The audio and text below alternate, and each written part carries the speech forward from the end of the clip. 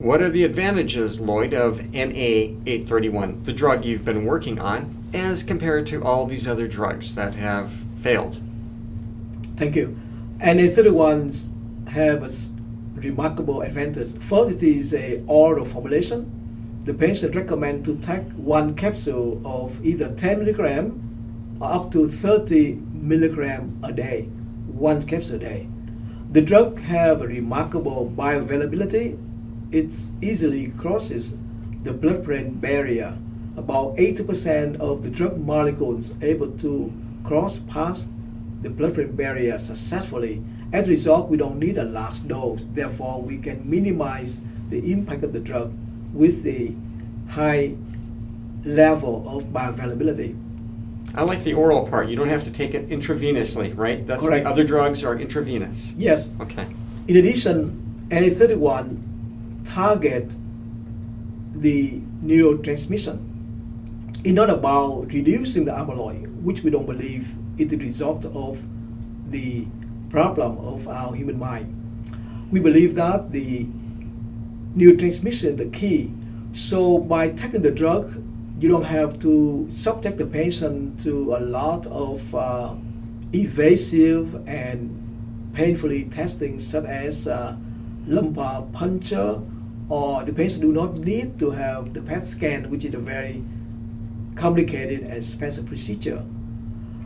In our clinical studies, we do not need to include the PET scan as a benchmark. Neither we require the patient undergo lumbar puncture as a procedure for clinical studies requirement. Let me interrupt you just for a second, Lloyd, because I've had a lumbar tap myself when I had back surgery a couple decades ago. And let me tell you, the lumbar tap was worse than the surgery. So to subject these poor people, these poor elderly people with Alzheimer's, to a lumbar puncture, how often? Well, maybe about once every 3 months for about 2-3 years. That's horrible. That's horrible. Going through once in my lifetime was more than enough. So I'm glad you're getting away from you don't require the lumbar tap, right? That's right. With NA831. Correct. That's great. Well, in our clinical trial, we no longer require the patients undergo lumbar puncture. Neither we require the patient have to undergo PET scan at all, because there's no need to demonstrate the changes of the amyloid beta in the brain. We find that it is irrelevant. It is related, but it has nothing to do with Alzheimer's disease. So no longer needed. So no intravenous, no lumbar taps, no expensive PET scans. This is fantastic, Lloyd. Tell me more. Well, the PET scan is a very expensive procedure, only available at major medical centers. Many small clinics, many doctor offices are not equipped to run the PET scan. PET scan actually it is a positron emission tomography. It is an imaging test that helps to reveal how the tissue and the organ function. And a PET scan actually use a radioactive drug or the tracer to demonstrate its activity. The tracer may be injected into the body. The tracer collects in the areas of the body, including the brain, and then it's shown under the positron machine that demonstrates the viability of appearance of the amyloid also. Since the amyloid is no longer a valid hypothesis, so there's no need to measure the amount of amyloid beta in the brain or the lack of amyloid. Because you know that over the past decade, we well know that many patients have amyloid and they die of Alzheimer's disease. But also there are many patients who are wealthy, who are healthy, but they have amyloid. And some patients have amyloid, but they're totally sound mind. So the amyloid is not an indicator, it's not a benchmark like most people believe. So it's not a cause effect that if you had amyloid, you've got Alzheimer's, and if you don't have amyloid, you don't have Alzheimer's. Yeah. Is that correct? Correct. Okay.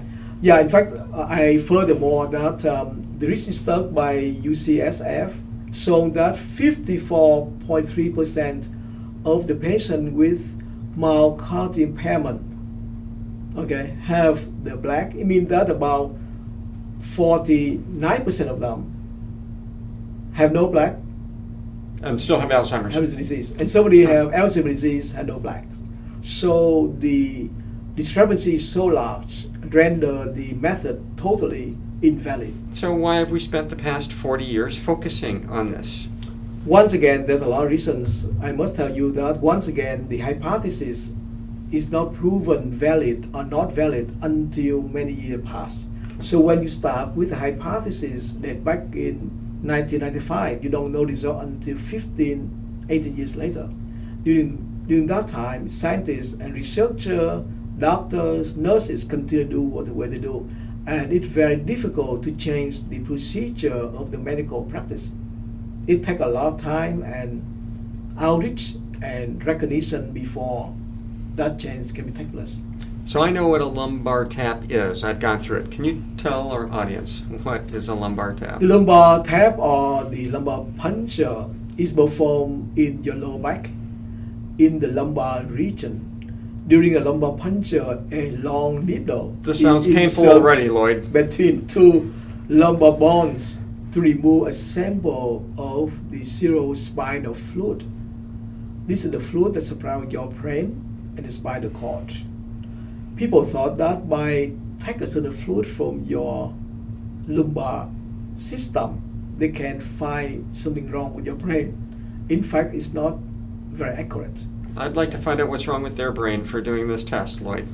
In conclusion, NeuroActiva is a safe and effective treatment for early onset of Alzheimer's disease. At NeuroActiva, we plan to start 2 of phase 3 clinical trials. The first clinical trial, phase 3, is for the treatment program. We will plan to have 350 patients with mild and moderate Alzheimer's disease over 12 months plus 6 months follow-up. The second program is for the prevention program with 550 subjects with no obvious symptoms of Alzheimer's disease. The patients are high risk. They may be having certain kind of genes that make them become more susceptible and more vulnerable to dementia. These populations are welcome to participate in the prevention program. The prevention program will take 2 years plus 6 months follow-up, so total about 2.5 years. So for the treatment program, you're going to run these parallel, first of all, and you're starting the first one for treatment program is 1.5 years total. The second one for the prevention program, that's 2.5 years total. Now, tell me this, if you start right at the end of 2019, Lloyd, or the beginning of 2020, I'm excited about this. I want to hear about it. When is this drug going to be available for the public to actually take? And I also heard about the president saying a target goal of 2025 to find a cure for this disease. Is that possible? Yes, it's possible. If we start the phase 3 trials by end of 2019, early 2020, it takes about 2.5 years to finish a prevention program, including 1.5 years for treatment program. So we hope to get a top-line result by the year 2023, enable us to compile the data. We call it NDA, New Drug Application. We submit to the FDA by the year 2023. It may take 6 months or so for the FDA review and feedback. Hopefully, we can have the approval by the FDA by the year 2025. What other kind of help can we provide to make this a success, Lloyd? What?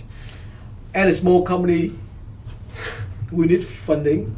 We need support from the community. Clinical trials is a very expensive, cost $1 million. Actually, it costs about $100+ million to conduct one phase 3. So by do 2 phase 3, we need about $200 million for about 2-3 years time frame. So at the present time, NeuroActiva plans to look into the potential go public with the IPO to raise about $200 million. In addition, we explore partnership with major pharmaceutical companies to pay for the cost of the phase 3.